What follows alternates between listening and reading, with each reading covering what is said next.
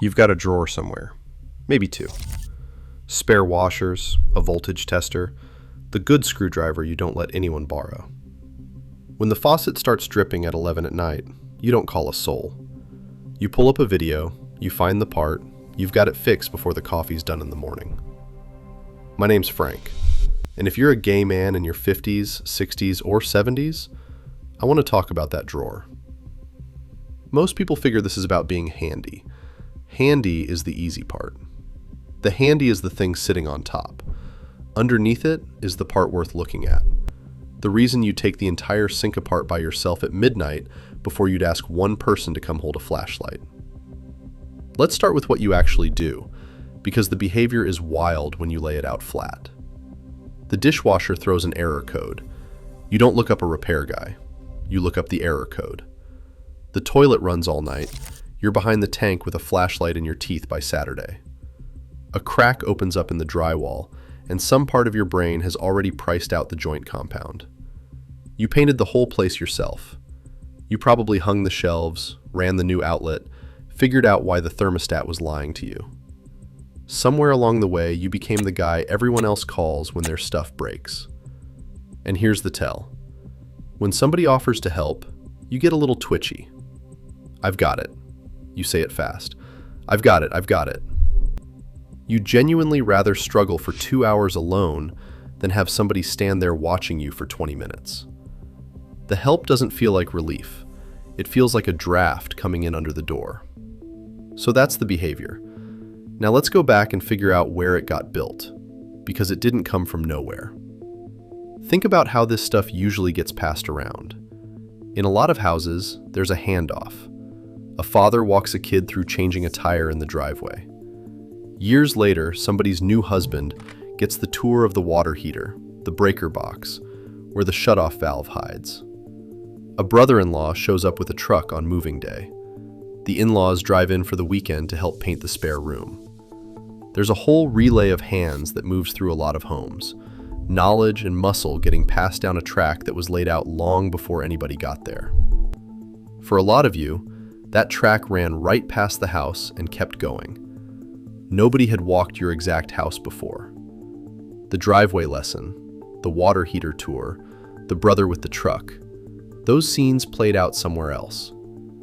Not because anybody sat down and decided to leave you off the list. The list just didn't have a slot for you on it. The relay had a route, and the route didn't come by. So when the faucet broke, there was no dad in the driveway, no husband who'd done it before, no brother on speed dial who'd say, "I'll be right over." There was the faucet, and there was you. So you got the wrench. You watched the video twice. You got it done, because the alternative was a faucet that drips till spring. But here's the thing about figuring it out under those conditions. You don't just learn the skill. You learn a lesson about the world underneath the skill. The lesson is, if it's going to get handled, I'm the one handling it. And once that lesson goes in deep enough, it stops being about faucets. This is where it gets interesting, because psychology has a name for this, and the name is older than you'd think. Back in the day, a researcher named John Bowlby was studying how people bond, and he noticed a particular pattern. Some folks, when they're under stress, do the opposite of reaching out. They pull in. They handle it alone. They go quiet and self-contained, and they treat needing somebody as a kind of weakness to be managed. He called it compulsive self-reliance. Compulsive, not chosen, not a simple preference for doing your own thing, a pull you can't easily switch off. And the part that'll get you is why it forms. It tends to set in when, early on, leaning on people didn't reliably work. When the support wasn't there, or wasn't safe, or came with strings, the nervous system does something smart and a little sad. It turns the need down, quietly. It decides asking is a bad bet, and it stops placing the bet. That discomfort you feel when somebody offers to hold the flashlight, that's the old system doing its job. It's protecting you from a disappointment that, somewhere back there, it learned to expect. Now, you'd think self-reliance is just confidence, standing on your own 2 feet, the good stuff. and sometimes it is. But there's a study out of late 2025 that took a hard look at hyper-independence specifically. And what they found is that it's usually not a calm preference for doing things solo. Underneath it, more often than not, sits shame. In their data, shame was the single strongest thing predicting hyper-independent behavior. Not pride, not strength, shame. The deep, quiet kind that whispers you're a burden if you need anything. So the safest move is to need nothing. Sit with that for a second. The capable guy. The one who can fix anything. The one everybody admires for being so put together and self-sufficient. The engine running that whole machine might be a 40-year-old belief that asking makes you a problem. There's a counselor who put it in one clean line. He said the mistake people make is mistaking self-reliance for independence. They sound like the same thing. They're not. Independence is being able to stand on your own and also being able to lean when you want to. Self-reliance, the compulsive kind, is when leaning isn't on the menu at all. You can do it alone, so you must do it alone. Every time, forever. One is a choice. The other is a cage with the door painted to look like a window. Let me lighten this up, because I can feel it getting heavy and that's not where we're going. Now, something I want you to notice. The competence is real. This isn't a sad story about a guy who's faking it. You actually can fix the sink. You've got skills half your neighbors would pay good money for. The drawer of washers is not a metaphor. It's a genuinely useful drawer. The trouble, if there is one, isn't the doing it alone. It's how good you got at it. Good enough that with somebody, stopped feeling like an option. Now stack one more thing on top, because two forces are pushing in the same direction here. The first is everything we just said about asking. The second is being a man. There's a whole body of research on older men and help, and one study that interviewed 36 of them put the attitude right in the title. A guy says, basically, I've been independent for so long, the idea of needing somebody now feels like losing. The researchers tied it to what they call hegemonic masculinity, the old standard issue idea that a real man is self-sufficient, doesn't complain, handles his business, and absolutely does not ask for help. That standard got handed to almost every man of your generation, gay or straight. It's in the water. So picture the math. You've got the regular masculine programming telling you a man handles it himself. And you've got this specific thing where, for you, there often wasn't a backup to call anyway. Those two don't cancel out. They multiply. You didn't just get the standard, be a man about it message. You got the standard message and a life that confirmed it, over and over. Every time you fix something alone, the belief got one notch stronger.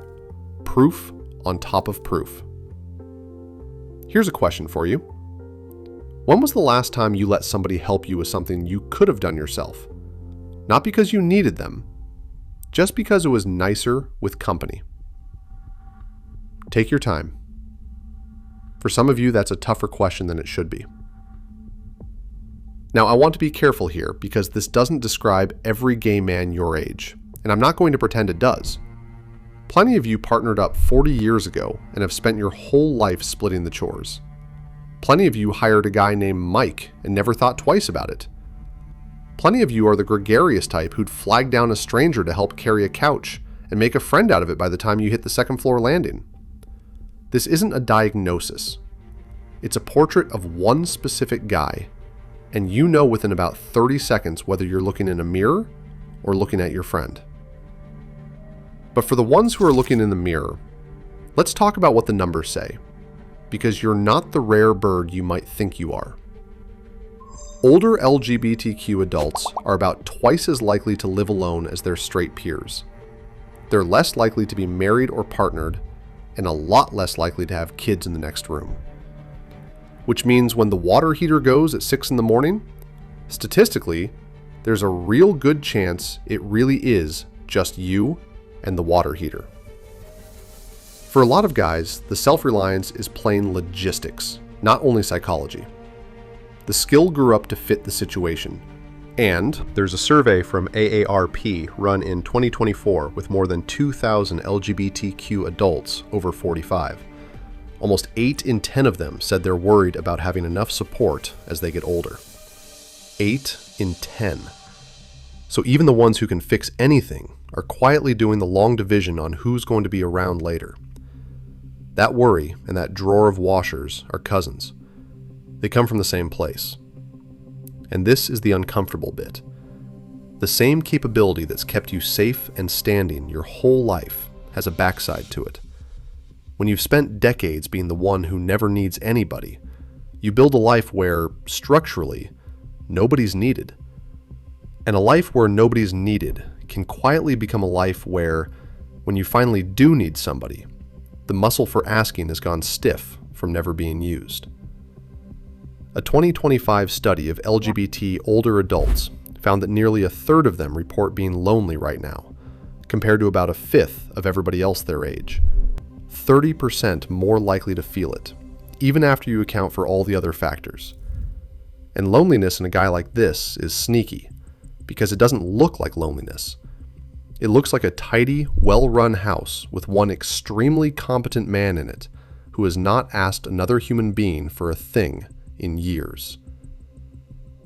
So let's talk about the flashlight, because I keep circling back to it. The fix is never the big dramatic thing. Nobody changes overnight, and I'm not about to tell you to go become a different person at 65.